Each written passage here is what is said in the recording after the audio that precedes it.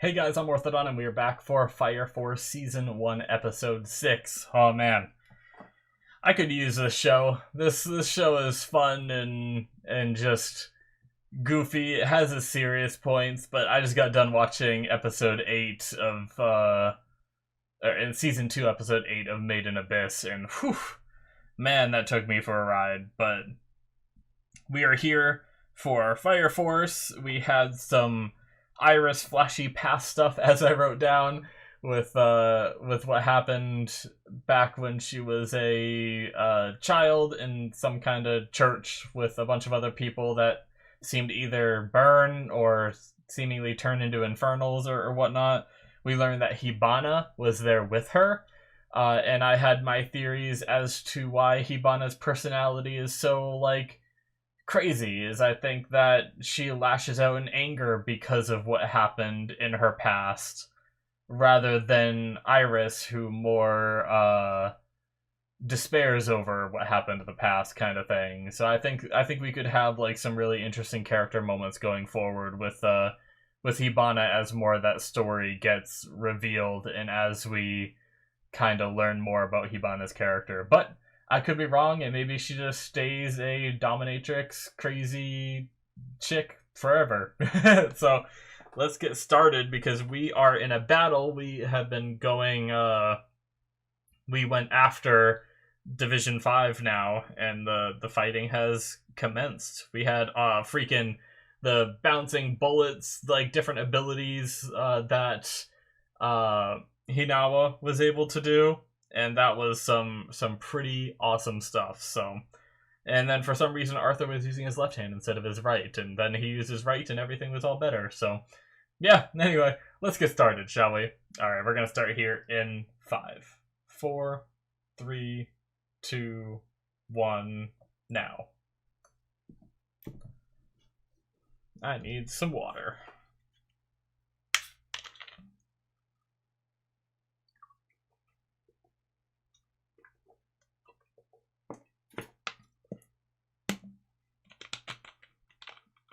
Death by fire.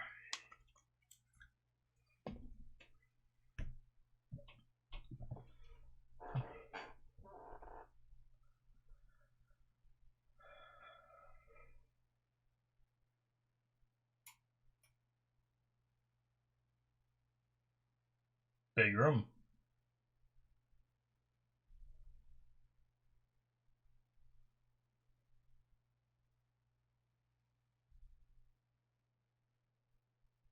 Yeah. There's more of these chicks. How many are there? Or are they the same ones from outside? Jeez.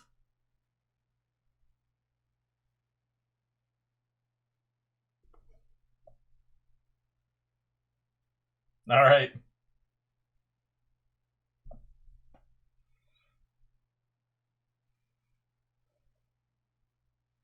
Are they like...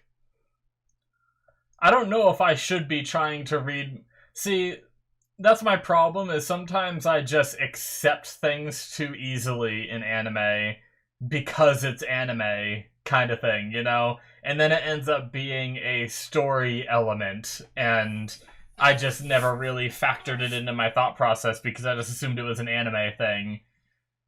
So I wonder, are those angel girls, are they like... Are there only, like, we've seen like 3 or 4 of them, right? I think we've seen 4 of them at the most. Are they like actually like quadruplets? I guess that'd be 4, right? Or are there more than 4? Are there the 4 that are outside that fought the other guys and now 3 in here? Are they like clones? Did Division 5 like learn how to clone people or some shit? Or is that just a technology that this world has that we haven't known yet? Or are they all different girls that just dressed up similar to each other, and I just can't tell the difference because sometimes I have a hard time in anime telling the difference. But they all look exactly the same to me.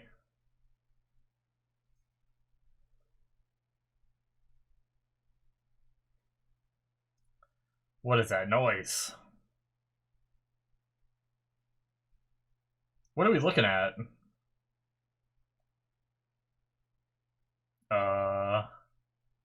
What?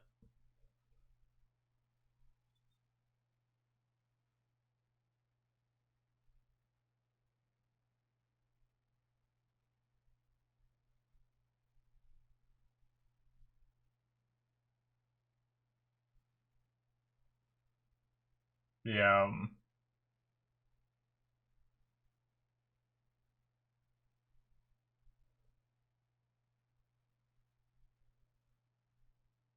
Oh, so that's what it was.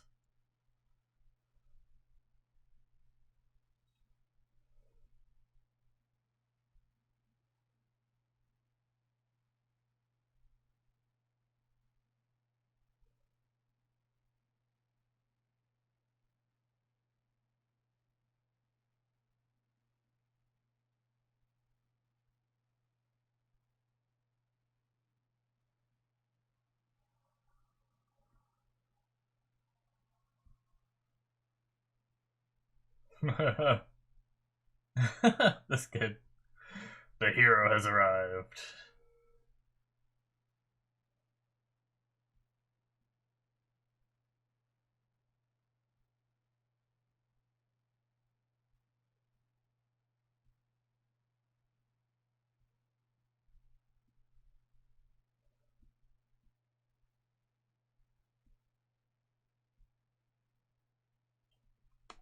Alright, Shinra, let's see what you got!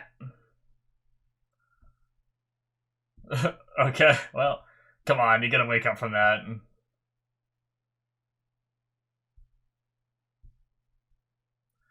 Come on, figure it out.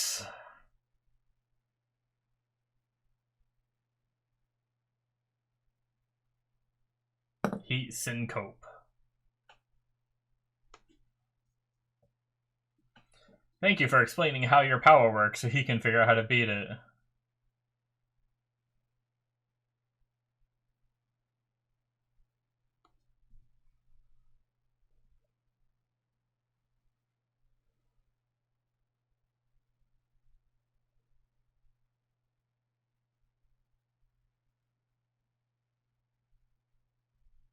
Come on, burn away her fire.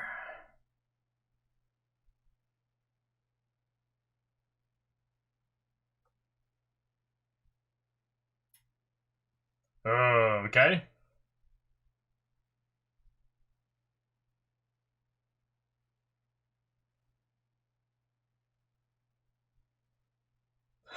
Is it?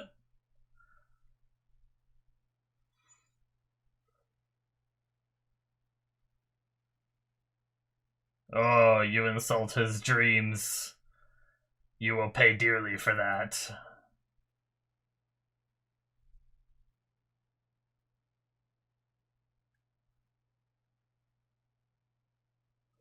Okay.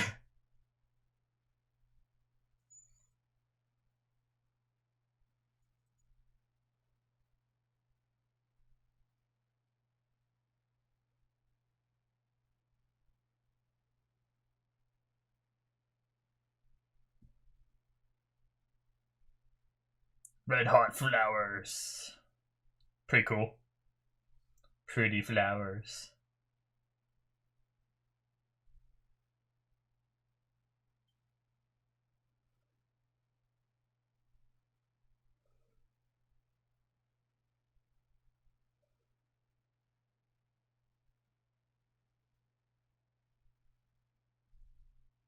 What?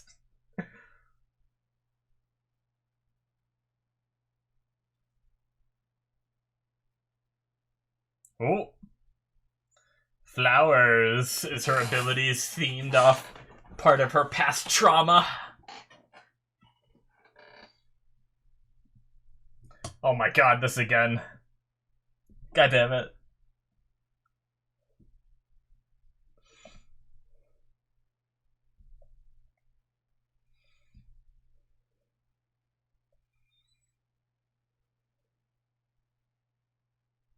Come on, Shinra.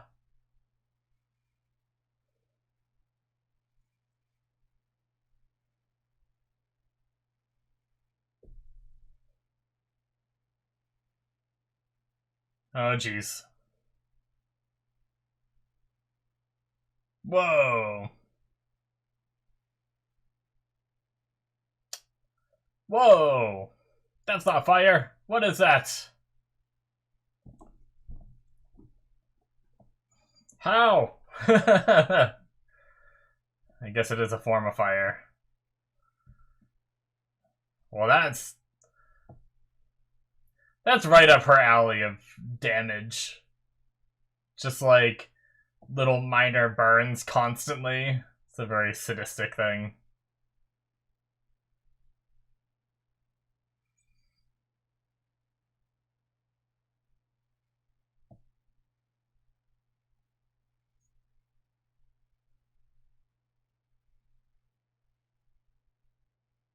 Death by fire. That's what it reminded me of in the opening.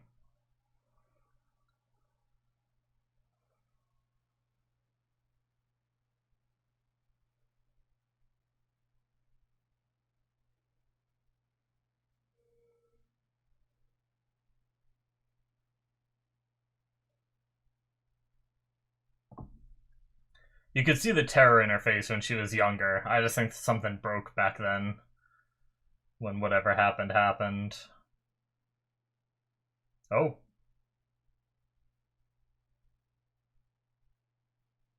Okay.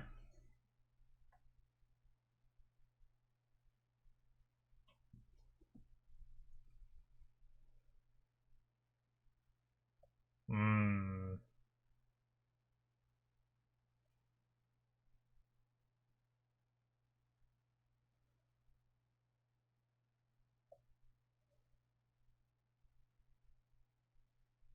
Jesus.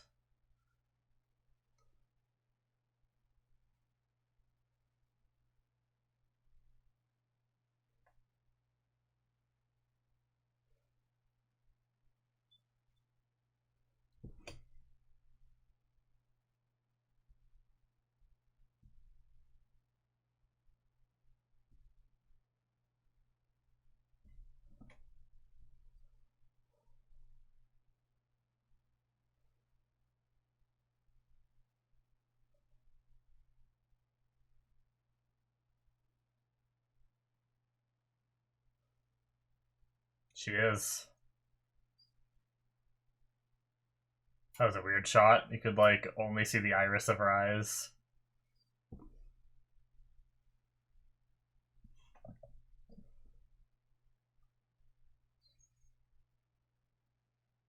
You think other people haven't gone through trauma like you did? Jeez.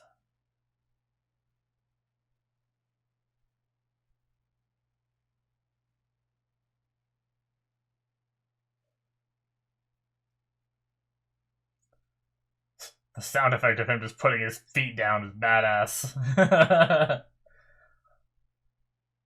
Is he gonna burn it away? Yes.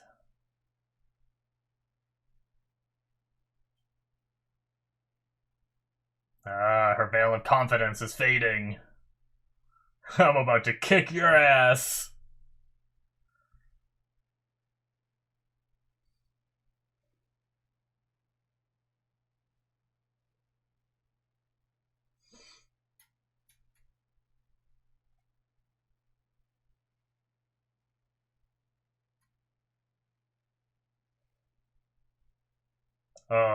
Well said. But there will be as soon as I become one. Yes. Uh.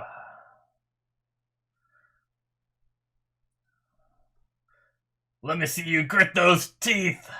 He just punched this girl right in the face. He just punched this girl into commercials. We're gonna see it again. Oh no, we're going flashbacks. Whoa.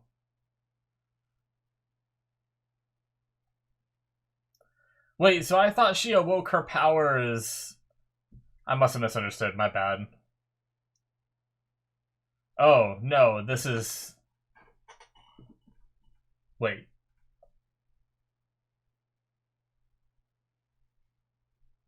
I thought she said she awakened her ability when the other people burned, is when she awakened it. So is this science, or is this her ability? Her eyes are glowing.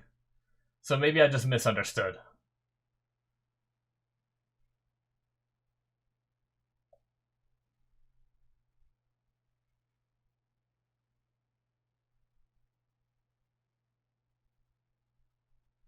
Why is Iris watching from the sidelines?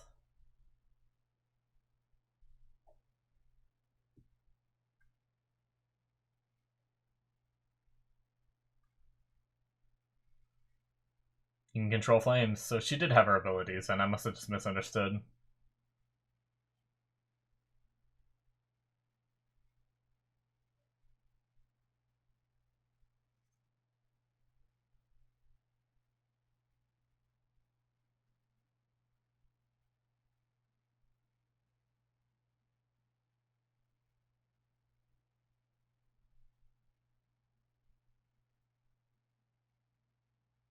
Yeah, there's still fire, right? Yeah.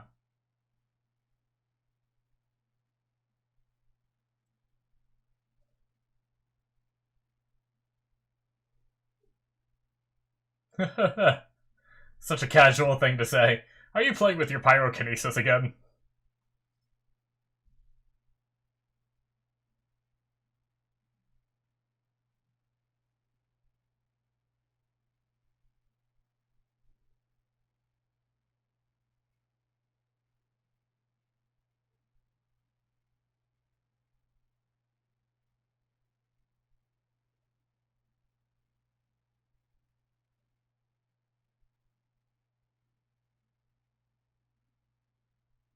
No.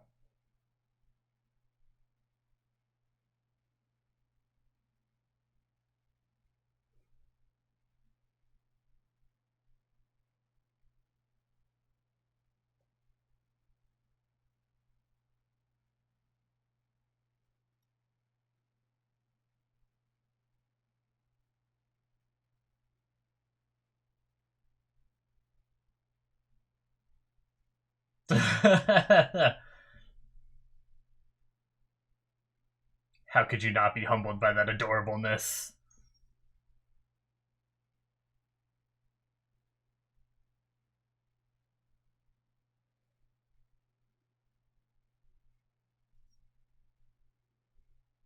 Shit!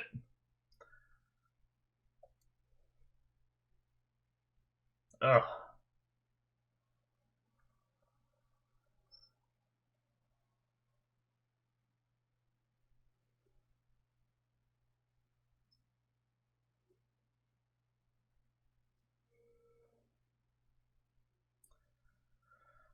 Uh. Damn. Yeah.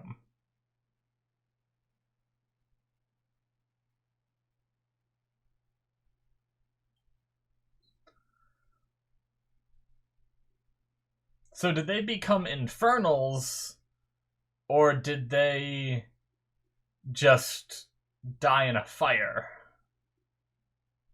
Seems like infernals. Based off the imagery, it seemed like they had like crazy teeth and shit.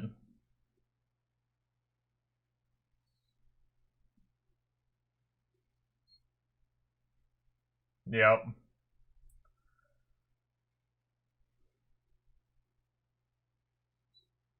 Ugh. I hate this.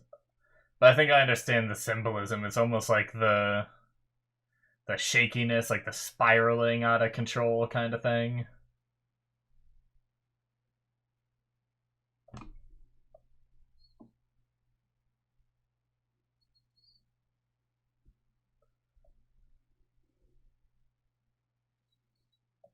Hmm.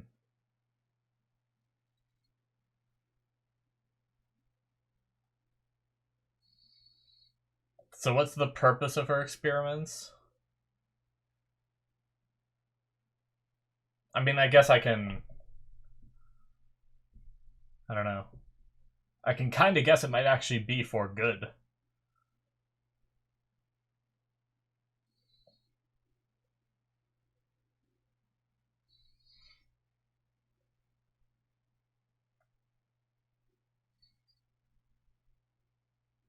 Oh.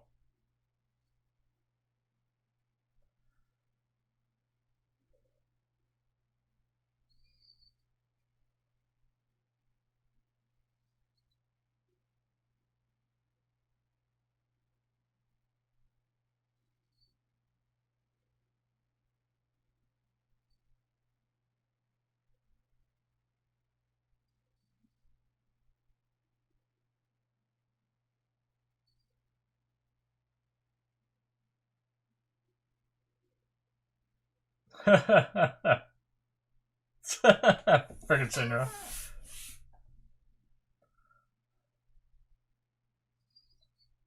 Oh my gosh.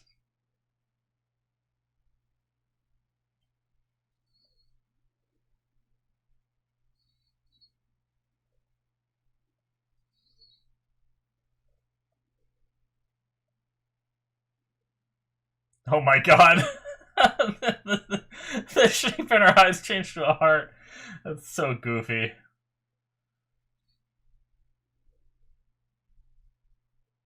The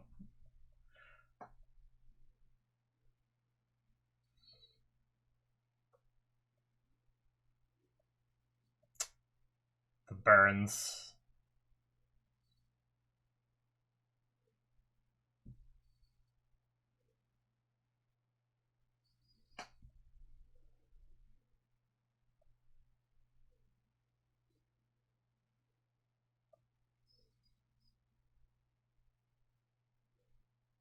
Nice. Irises. Makes sense. Aw.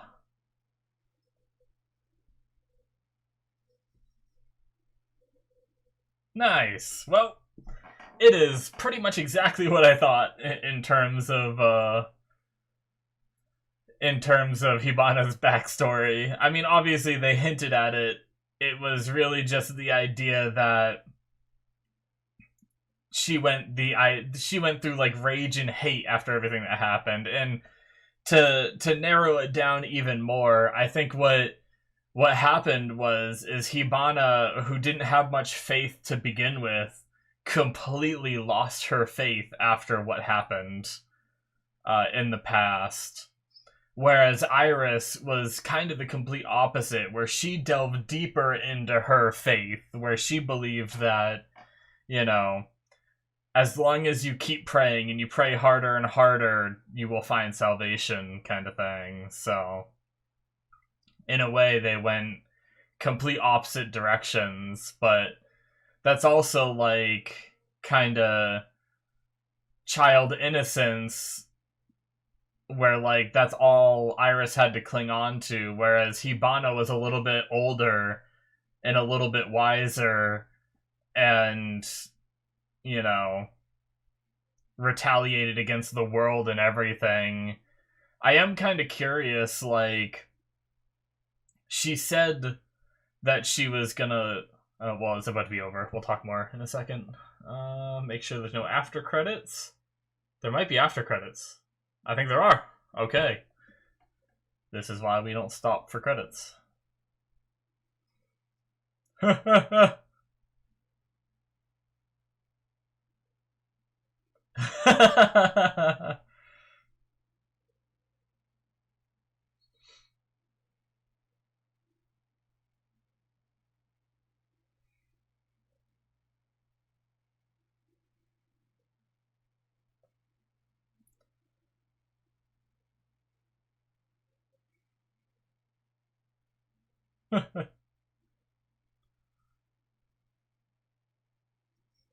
Oh my god. Right after we just kick the shit out of you guys. Let's have a dinner party.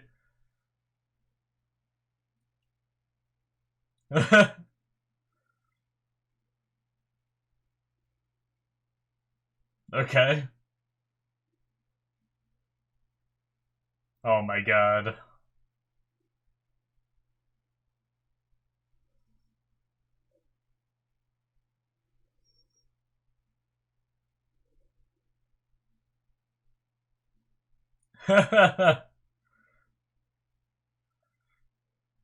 Uh-oh. Huh? What is that art stuff? Oh, that was great. Chief.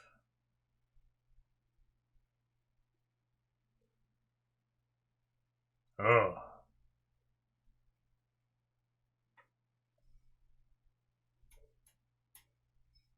What is that?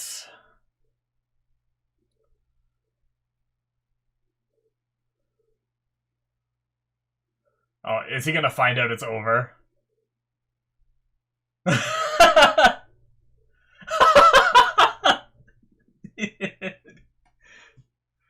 Oh, okay. Now that is it for episode 6. He mentioned a chief. Who's the chief? Dude, I thought this end screen where it says episode 7 in the title, I'm trying not to read it, but it has like a little splotch on the red of like a blackish brown color, and I straight up just thought my monitor was filthy. I had to actually like minimize my browser, or like shrink down my browser and drag it around like in order to like make sure that it wasn't on my monitor. All right, yeah, so that's it for episode 6. Oh, that's so funny. Hold on, I want to write down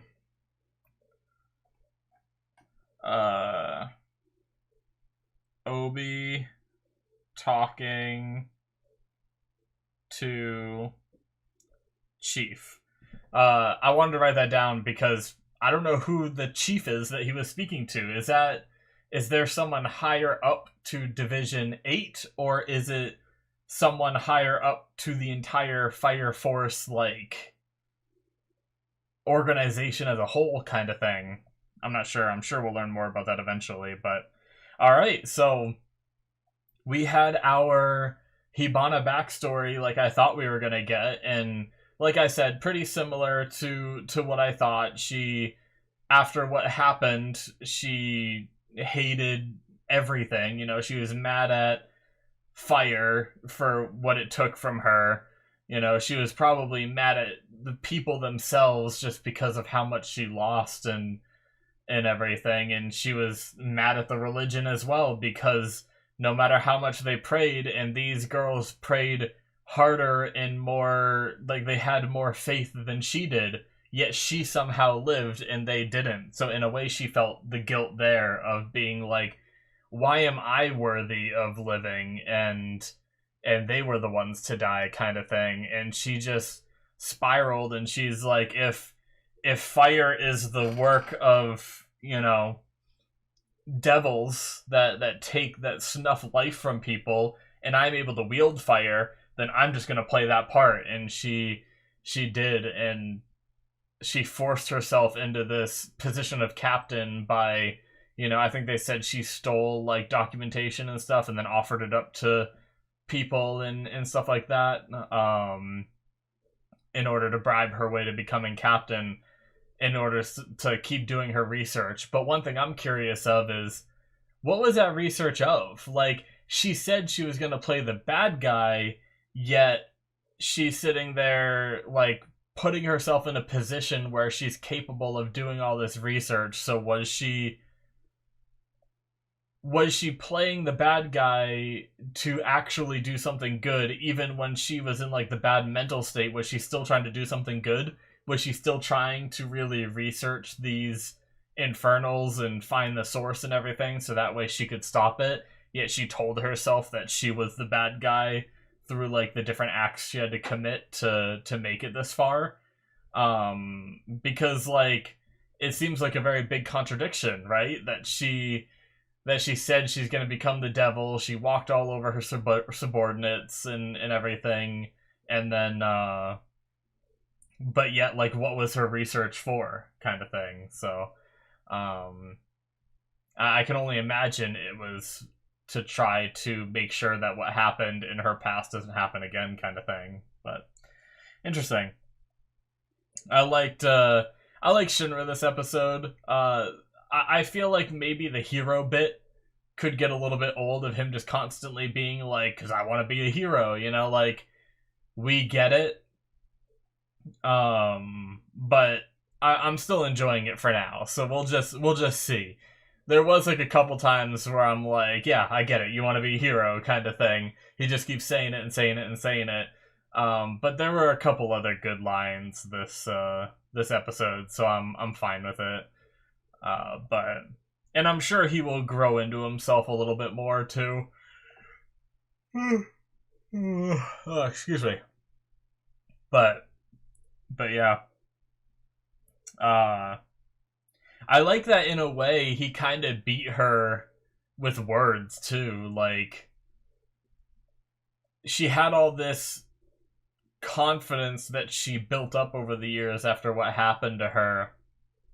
You know, she started playing this role, she got used to playing the role, and then just was like putting on this farce, and he just slowly chipped away at it and was able to like stand within her ability and still like say these words and boast about, you know, stopping her and stuff like that. I don't know, and like being a hero and everything. And it was like before he even punched her, she was already like flustered and kind of like losing focus in a way. So it's almost like Shinra beat her with just pure words before actually the punch even connected, which is just kind of interesting. But yeah, so we got the past stuff. They were orphans, so a lot of the girls there were orphans. So I guess that church took in orphans, raised them as Sisters of the Cloth, and I wonder if like, I mean, I guess it's different in every, like, it could be different in this world, it could be different in Japan, but like I wonder if when you get old enough, because obviously like when you're young you can get manipulated into becoming a Sister of the Cloth even if you don't want to, and that's supposed to be like, at least in the US with like with nuns and stuff like that, they're supposed to have like a, like they're not supposed to have lovers or anything. Like, do these girls that get like pulled into this at a young age, do they get the choice to like go off and live a different life when they get old enough, or are they forced to like stay Sisters of the Cloth their whole life? I don't know. It doesn't matter either way. I don't even know why I'm thinking about that kind of stuff, but because I was trying to like deem whether, because obviously you hear like some horror stories of like churches and like Catholic schools and stuff like that where they like beat you with rulers and stuff like that, and I'm just wondering like, was this a great place, or was this just like, you know, we took you in, so now you must devote yourself to us forever, you know, kind of thing. Like, but they all seemed pretty happy there, so I'm sure it was fine. But yeah, the idea that she wasn't, like, Hibana was already not really into her faith, and then this happened, which really challenged what little faith she had to begin with, and it made her seem to entirely lose her faith, whereas Iris, it made her delve deeper into her faith, kind of thing. I like the polar opposites there and everything, so it was a really cool thing. And I mean, as soon as they showed us the flash of like how terrified she was as a child seeing what she saw, I pretty much knew that there was gonna be a deeper part of her that was traumatized by what she saw, and that's why she is the way she is. And I mean, I almost didn't expect in one episode to have it be that we like beat her and had all the flashback stuff and found out pretty much the full story. I guess there could be more to it. Like, we could learn someday that something triggered that, or someone triggered that. Like, if Joker was around back then and did it or something, you know? There could be more to learn, because really all we got to see was like the fire engulf. Like, I don't know if they were there to see it like actually happen, kind of thing, you know? Or did they walk in and see the flames and see them? And I genuinely don't even know if they're infernals. Because, like, they were burning and they were, like, falling apart kind of thing. And they never once in these episodes said that they became infernals. They just said that they burned to death. But we kept seeing an image of them that looked kind of like infernals, especially one of them had like a giant like toothy maw kind of thing. That definitely wasn't human-like at all. Even if your, you know, skin got burned away and more of your teeth were showing, they were like sharp and crazy. So I guess I do think if they wanted to go more into this, I think they could, and we could find out some extra stuff. But at least for now, we might be mostly done with, you know, Iris and Hibana's backstory at that church that we kept getting flashed to. I guess we could learn more about Iris before she got there, right? Like, if they're all orphans, they were taken in, what happened to her parents in the first place kind of thing? Or was she too young to know that, and now that everyone at the church is dead, they'll never know kind of thing? It could be something like that, so I have no idea. But yeah, I like the episode. I like how we went out after like the end credit. They walk outside and friggin' so many people are just on the ground because of Hinawa just kicking their asses, and I like their little like idea to cover it all up. Like, the thing is that actually happens. Like, there are some businesses that will hire like hackers to try to hack their system without even telling, you know, the people that are there to try to defend from the cybersecurity guys that are there to defend those kind of attacks. And they will try to find, like, have those hackers try to find the loopholes in their system so that way they can patch them and fix them and make sure that they don't get hacked and everything. So that kind of stuff happens all the time. So it probably will be pretty believable if they do that kind of thing where they're like, you know, without my men knowing, I asked Division 8 to come in and launch an attack so we could find where our defenses are the weakest kind of thing. But yeah, very, very interesting. And then poor Obi at the end was flushing out like all the political side of things and all that in the background. He got like all his equipment ready. He had like so much equipment there. It was already serious look on his face, intense shadows. He was ready. All right, Hinawa, I'm coming. And he's like, what? It's over.